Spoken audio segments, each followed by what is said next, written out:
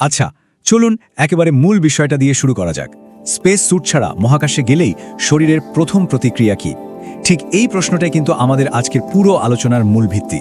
একটু চিন্তা করে দেখুন, পৃথিবীর বায়ুমণ্ডলের এই আরামদায়ক চাপ আর অক্সিজেনের প্রাচুর্যে অভ্যস্ত আমাদের এই শরীর, সেটা যখন চোখের পলকে এমন এক পরিবেশে গিয়ে পড়ে যেখানে কোনো চাপ নেই, বাতাস নেই, তখন শরীর তাৎক্ষণিকভাবে এক ভয়ানক সংকটের সম্মুখীন হয়। এই চরম সংকট মোকাবেলায় আমাদের দেহ যে প্রতিক্রিয়া দেখায়, সেটা আক্ষরিক অর্থেই পদার্থবিজ্ঞান আর জীববিজ্ঞানের এক ভয়ঙ্কর সংঘর্ষ। হলিউডের সায়েন্স ফিকশন মুভিগুলো তো আমরা সবাই দেখেছি। সেখানে কি দেখায়? মহাকাশযানের দরজা কোনো কারণে খুলে গেলেই নভোচারীরা মুহূর্তের মধ্যে বেলুনের মতো বিস্ফোরিত হয়ে যান, কিংবা চোখের পলকে একেবারে বরফ হয়ে জমে যান, তাই না? কিন্তু বাস্তব চিত্রটা শুনলে হয়তো আপনি চমকে যাবেন। বাস্তবে শরীর ওইভাবে বিস্ফোরিত হয় না বা তাৎক্ষণিক বরফ হয়েও যায় না, বরং আসল প্রতিক্রিয়াটা হলো আমাদের শরীরের টিস্যু বা কোষের খুব দ্রুত ফুলে যাওয়া আর অক্সিজেনের অভাবে অতি দ্রুত দম বন্ধ হয়ে আসা। আসলে আমাদের মানব দেহের ত্বক অসাধারণ মাত্রায় স্থিতিস্থাপক, মানে ইলাস্টিক, আর এই ত্বকে কিন্তু শরীরকে ফেটে চৌচির হওয়া থেকে রক্ষা করে। আজকের এই যাত্রাপথে আমরা মূলত যে বিষয়গুলো দেখব তার একটা রূপরেখা এক নজরে জেনে নেওয়া যাক। 1. হলিউডের ভ্রান্ত ধারণা। 2. প্রথম 15 সেকেন্ডের চরম সংগ্রাম। 3. তরল পদার্থের বাষ্পীভবন বা এবুলিজম। 4. বাস্তব জীবনের অভিজ্ঞতা। 5. টিস্যুর প্রসারণ। এবং 6. চূড়ান্ত পরিণতি। এই সুশৃঙ্খল টাইমলাইন ধরে আমরা একটি বৈরী পরিবেশে শরীরের প্রতিটি সেকেন্ডের শারীরবৃত্তীয় যাত্রা বিশ্লেষণ করব। 1 নম্বর পর্ব, হলিউডের ভুল ধারণা। 2 নম্বর পর্ব, প্রথম 15 সেকেন্ডের চরম লড়াই। মহাকাশে উন্মুক্ত হওয়ার ঠিক প্রথম সেকেন্ড শরীর বুঝতে পারে সে এক চরম শূন্যতায় পড়েছে। 0 সেকেন্ডের পর ঠিক 5 সেকেন্ডের মাথায় বুকের ভেতরে থাকা বাতাস মারাত্মকভাবে প্রসারিত হতে শুরু করে। এরপর 10 সেকেন্ডের মাথায় শরীরের উন্মুক্ত তরলগুলো রীতিমতো ফুটতে শুরু করে। আর 15 সেকেন্ডের মাথায় পুরোপুরি জ্ঞান হারিয়ে যায়। এই যে 15 সেকেন্ডের একটা উইন্ডো, অ্যারোস্পেস মেডিসিনের ভাষায় একে বলা হয় টাইম অফ ইউজফুল কনশাসনেস বা ব্যবহারযোগ্য সচেতনতার সময়। এই ক্ষুদ্রতম সময়ের মধ্যেই কেবল কেউ নিজেকে বাঁচানোর কোনো চেষ্টা করতে পারে। এরপর কিন্তু মস্তিষ্ক আর রেসপন্ড করে না।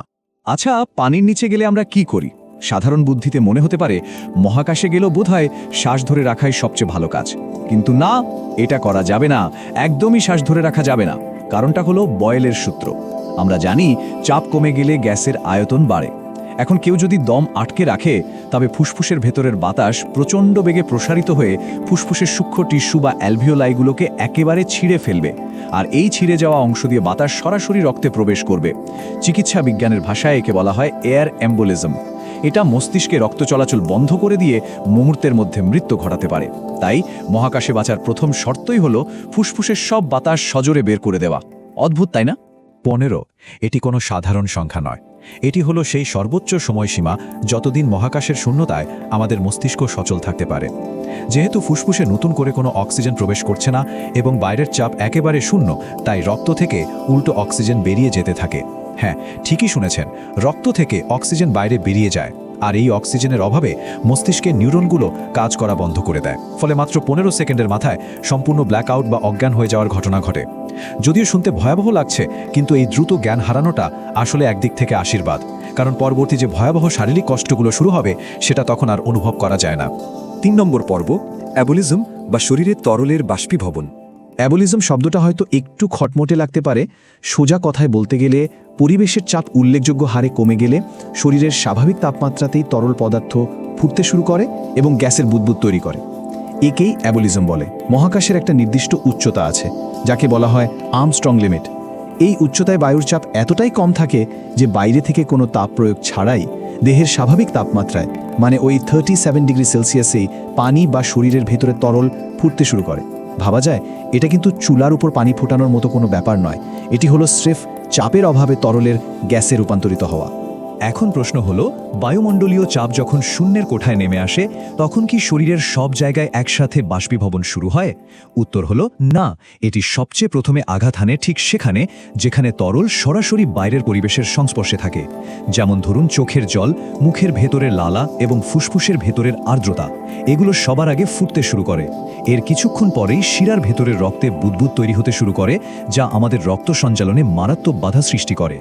4 নম্বর পর্ব, জিম লাবলাঙ্কের বাস্তব অভিজ্ঞতা। এতক্ষণ তো আমরা থিওরি নিয়ে কথা বললাম, কিন্তু এর কি কোনো বাস্তব প্রমাণ আছে? হ্যাঁ, আছে। সালটা 1966। নাসার একটি ভ্যাকিউম চেম্বারে স্পেস স্যুট নিয়ে পরীক্ষা চলছিল। জিম লেবলাঙ্ক নামের এক ব্যক্তি সেই স্যুটের ভেতরে ছিলেন।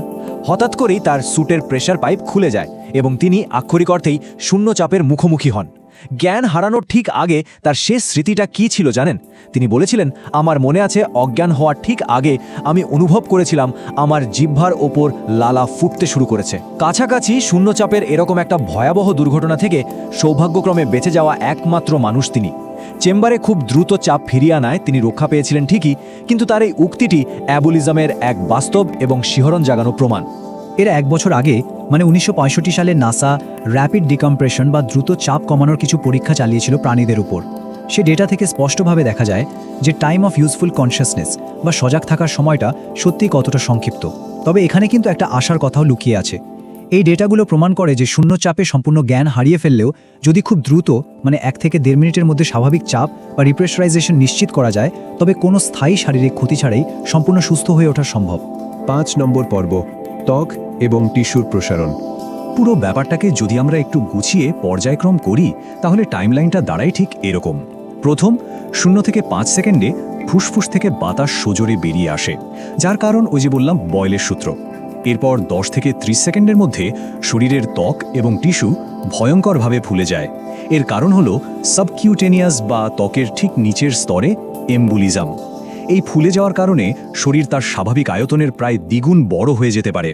তবে আগেই যেমনটা জেনেছি, আমাদের ত্বকের দারুণ ইলাস্টিসিটির কারণে শরীর কিন্তু বেলুনের মতো ফেটে যায় না। আর 15 সেকেন্ডের মাথায় হাইপোক্সিয়া অর্থাৎ চরম অক্সিজেনের অভাবে জ্ঞান হারিয়ে যায়। বুঝতেই পারছেন, প্রতিটি ঘটনার পেছনেই রয়েছে নিখুঁত এবং নির্মম কিছু শারীরবৃত্তীয়করণ। 6 নম্বর এবং আমাদের একেবারে শেষ পর্ব, চূড়ান্ত পরিণতি এবং বেঁচে থাকার সম্ভাবনা। এখানে আরেকটা প্রচলিত মিথ ভেঙে দেওয়া খুব প্রয়োজন। আমরা সবাই জানি মহাকাশ প্রচণ্ড শীতল, কিন্তু সেখানে গেলে কি শরীর সাথে সাথে আইসক্রিমের মতো বরফ হয়ে যাবে? উত্তর হলো না। এর কারণটা খুব সোজা। মহাকাশের ভ্যাকিউমে বা শূন্যতায় তাপ পরিবহনের জন্য কোনো মাধ্যম নেই। না আছে বাতাস, না আছে পানি। আর তাপ পরিবহন বা কন্ডাকশনের অভাবে শরীর খুব দ্রুত তাপ হারাতে পারে না, বরং রেডিয়েশন বা বিকিরণের মাধ্যমে শরীর খুব ধীর গতিতে তাপ হারাতে থাকে। তাই ওই যে তাৎক্ষণিক জমে যাওয়ার ধারণাটা আমরা মুভিতে দেখি, ওটা বৈজ্ঞানিকভাবে একেবারেই সত্যি নয়। এটা মূলত একটি ধীর গতির শীতলীকরণ প্রক্রিয়া। 90 সবচেয়ে গুরুত্বপূর্ণ এবং ভয়ঙ্কর সীমানা হলো এই 90 সেকেন্ড। যদি চরম শূন্যচাপ থেকে কাউকে উদ্ধার করতে হয়, তবে এই 90 সেকেন্ডই হলো একেবারে শেষ সুযোগ, ডেডলাইন।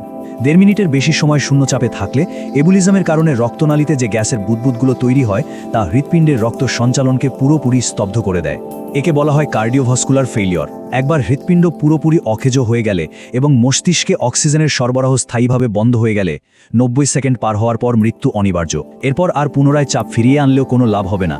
আমাদের বিশ্লেষণের একেবারে শেষ প্রান্তে এসে এই প্রশ্নটা কিন্তু গভীর ভাবনার উদ্রেক করে। মহাকাশের শূন্যতায় মানবদেহের জীববিজ্ঞান কত দ্রুত এবং কি ভয়াবহভাবে ভেঙে পড়ে তা তো আমরা স্পষ্টভাবে দেখলাম। মাত্র কয়েক সেকেন্ডের মধ্যে আমাদের নিজস্ব শরীরই আমাদের প্রতিকূলে কাজ করতে শুরু করে। এই চরম শারীরিক ভঙ্গুরতার কথা মাথায় রাখলে স্পেস স্যুট কি মানব ইতিহাসের সর্বশ্রেষ্ঠ ইঞ্জিনিয়ারিং বর্ম নয়? মানবদেহকে এই ভয়াবহ ধ্বংসলীলা থেকে রক্ষা করতে এবং অসীম মহাকাশকে জয় করতে যে সূক্ষ্ম ও নিখুঁত প্রযুক্তির প্রয়োজন তা সত্যিই বিস্ময়কর। আশা করছি মহাকাশ বিজ্ঞান এবং মানব শারীরবিজ্ঞানের এই রোমাঞ্চকর তথ্যগুলো আজকে আপনাদের চিন্তার নতুন কিছু দুয়ার উন্মোচন করেছে। আজ এ পর্যন্তই।